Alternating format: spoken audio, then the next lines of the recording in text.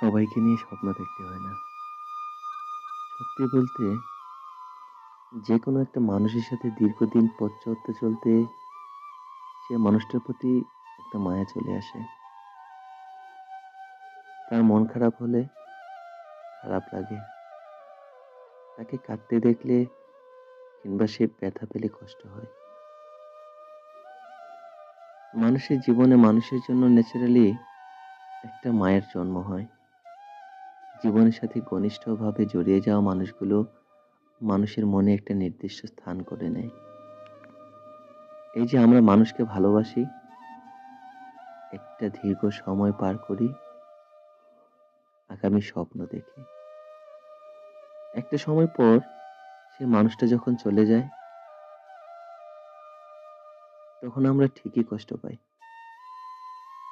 অথচ আমরা চাইলেই অন্য কাউকে